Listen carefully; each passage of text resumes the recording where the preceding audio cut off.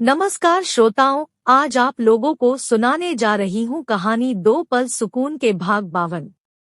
प्रशांत जब भी निधि के घर में जाता है, वहाँ उसे निधि तथा उसके माँ के खूब प्यार मिल जाती है। ऐसे में उसे बड़ी सुकून मिल जाती है, क्योंकि वहाँ उसे प्यार करने वाले जो मिल गई है। निधि के माँ जो अकेली रहती है और बहुत बड़ी बंगला में रहती है, साथ में घर में नौकर चाकर है जो पूरे घर के वातावरण को सदा सुखमय रखने की कोशिश में जुटे रहती है।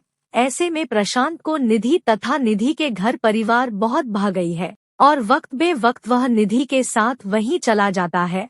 और बीते समय के साथ साथ दोनों के बीच में प्यार इतना गहराती चली गई कि बिना सोचे समझे प्रकाश निधि से शादी कर ली और उसके पढ़ाई खत्म होने के पश्चात प्रकाश निधि के घर में ही रहने लगा, क्योंकि अब दोनों पति पत्नी जो है।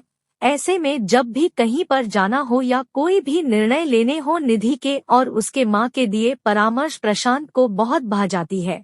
ऐसे में दोनों ही न केवल नौकरी करते, एक साथ निधि के घर में ही रहते। निधि और उसके माँ के कहना है कि हमारे इतने बड़े मकान में रहने वाले भी तो कोई होनी चाहिए। अगर तुम दोनों अलग से रहने लगे तो यह बंगला एकदम खाली हो जाएगी और मैं भी यहाँ अकेली हो जाऊंगी। ऐसे में तुम दोनों हमारे साथ रहोगे तो मेरी भी दिल लगी रहेगी। बड़े दिनों से अंजलि अपने पति प्रकाश को बहुत से बातों के माध्यम से इशारा करती है कि मुझे लगता है कि बेटा प्रशांत कहीं ऐसी वैसी घटनाओं में ना पड़ गया हो, क्योंकि उसके बातचीत से कुछ ऐसी प्रतीत होती है कि घर में हम लोगों के प्रति उसका मन में उत्साह तथा चाहत कम होती जा रही है। अभी तो उसके घर परिवार नहीं हुई है। अक्सर शादी कहें या अपने घर परिवार हो जाने पर थोड़ी बदलाव आ जाती है। अगर उसके शादी हो जाते या घर परिवार बाल बच्चे हो जाते तो मैं मान लेती, मगर ऐसा भी तो नहीं है।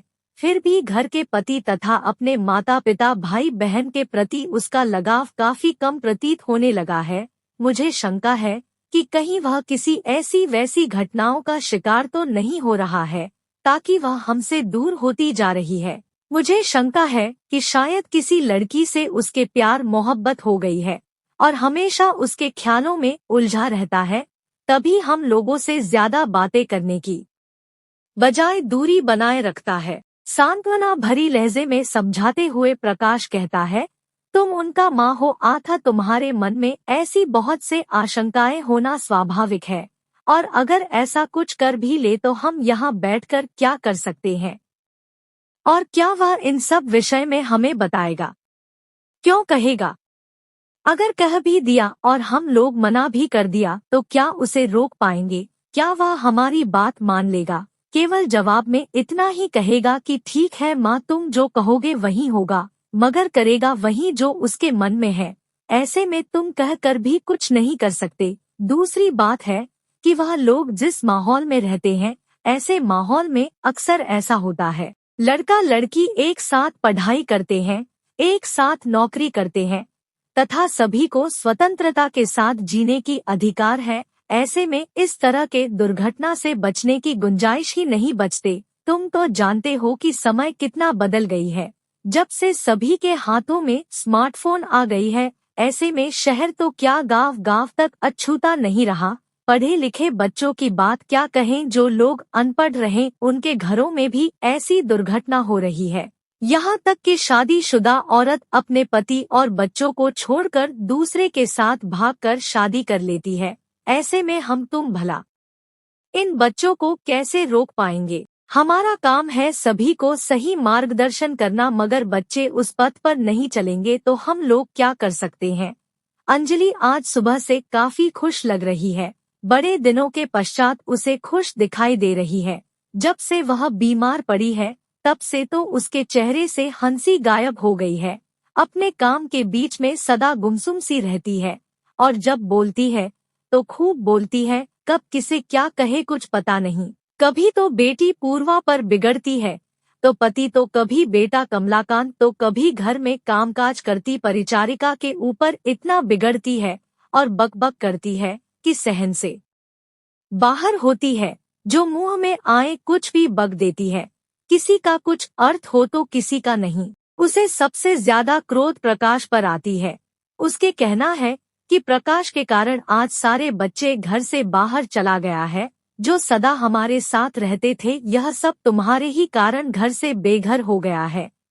और यह जो घर से बाहर गया है और कभी वापस नहीं आएंगे। प्रशांत मुझसे बातें नहीं करता, उसे मुझसे बात करने की फुर्सत नहीं होता। सुशांत को भी मुझसे बात करने की फुर्सत नहीं होता।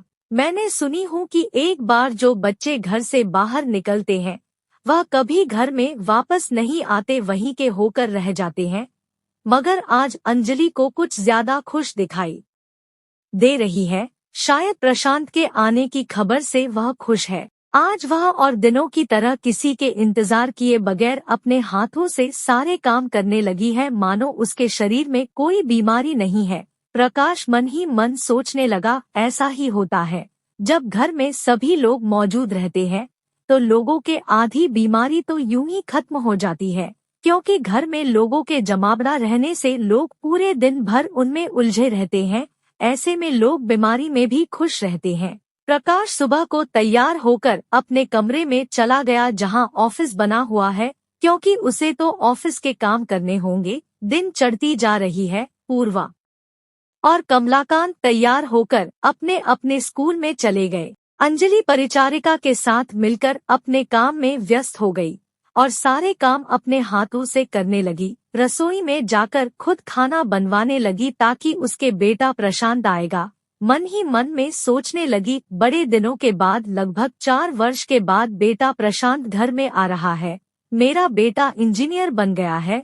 इतने वर्षों में ना जाने कितना बड़ा हो गया है। मैं उसे पहचान पाऊंगी या नहीं? क्या वह ऐसे ही रहा है या नहीं? 4 वर्ष एकदम से कम नहीं होते। प्रशांत अपने पत्नी निधि को लेकर घर की ओर रवाना होता है। दोनों फ्लाइट पकड़कर अपने शहर में पहुंचा, जहां से कार पकड़ लिया। पूरे रास्ते में प्रशांत और निधि दोनों बड़ा ही खुश हैं। निधि हाफ जीन्स पैंट के साथ एक छोटी सी टॉप पहनी है और प्रशांत जीन्स पैंट के साथ एक टी शर्ट। निधि अपने मांग में थोड़ी सी रंग लगा रखी है जो सिंदूर तथा सुहागन के प्रतीक है, मगर किसी को नजर नहीं आती। प्रशांत बहुत खुश है। सबसे ज्यादा खुश इसलिए हो रहा है कि वह अपना पत्नी निधि को साथ लेकर अपने घर में जा रहा है और बड़ी उम्मीद के साथ कि घर में उसका माँ जरूर उसके पत्नी निधि को बड़ी गर्मजोशी के साथ स्वागत करेगी और माता पिता बहुत खुश होंगे। साथ ही उनके भाई कमलाकांत और बहन पूर्वा ना जाने कितने खुश होंगे।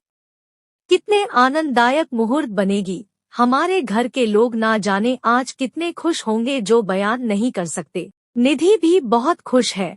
अपने ससुराल को लेकर उसके मन में तरह तरह के सपने बुनती जा रही है कि हम लोग अनजान जरूर है, मगर मुझे जरूर प्यार से स्वागत करते हुए अपनी बहू के रूप में स्वागत करेंगे। खूब सारा प्यार देंगे, गले से लगा लेंगे। सपना तो आखिर सपना ही होती है।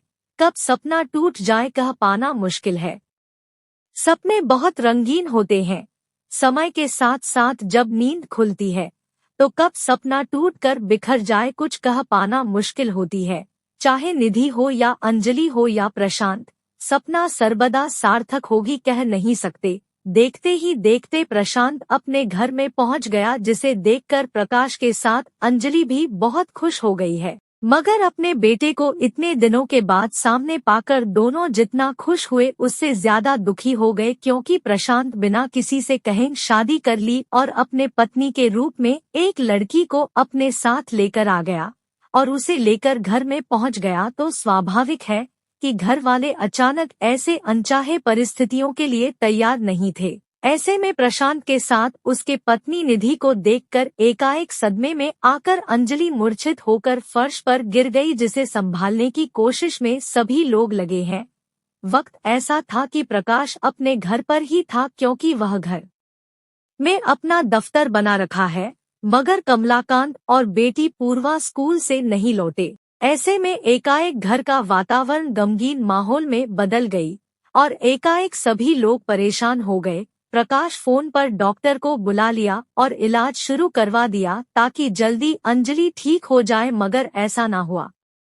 अंजलि के माँ रुक्मिणी देवी बिस्तर पर लेटी हुई है।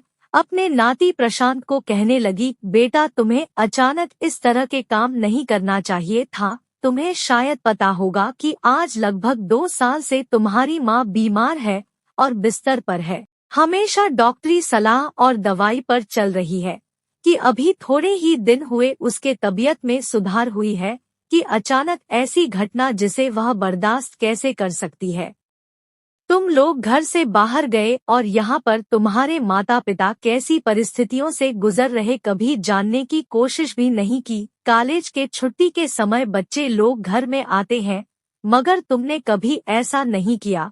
तुम लोगों के चिंता में अंजलि की ऐसी दुर्दशा हो गई कि बिस्तर पकड़ लिया और डॉक्टर की सलाह और दवाई के ऊपर टिकी हुई है। समाप्त। कहानी के अगले भाग के लिए हमारे साथ बने रहिए। धन्यवाद।